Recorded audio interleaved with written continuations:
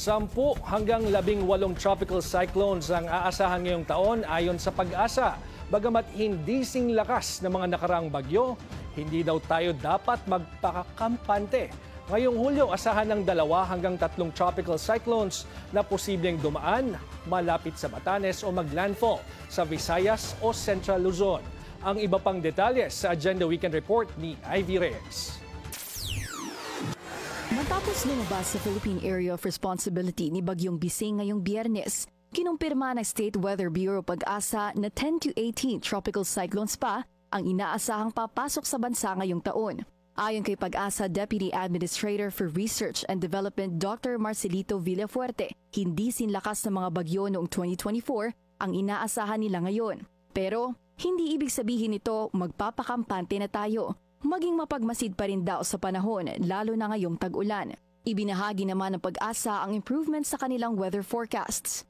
Yung pagbibigay natin ng agarang impormasyon, halimbawa sa forecast natin ng tropical cyclones, before kasi ang forecast natin ay covering only 5 days. But right now, we already extended it to at least 2 weeks, no?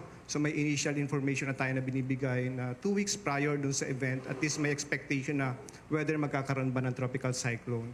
Mayroon namang seryosong babala ang Pag-asa tungkol sa klima. Nung nakaraang mga taon po, maalala natin active ang El Nino at that time. So that's why earlier period na kung saan doon talaga na-expect yung epekto ng El Nino. With La Nina kasi na-expect naman natin more precipitation or more rainfall. Paliwanag ni Villafuerte, ang painit na temperature nagiging climate trend na humahantong sa unpredictable weather patterns.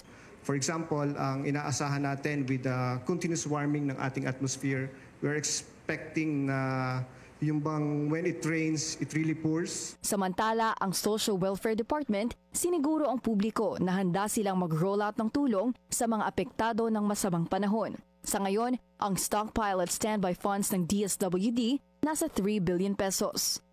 Tag-ulan na kaya todo kay dumano ang DSWD para kumbinsihin ang mga street dweller na subilong sa kanilang himpilan dahil mapanganib sa kalye.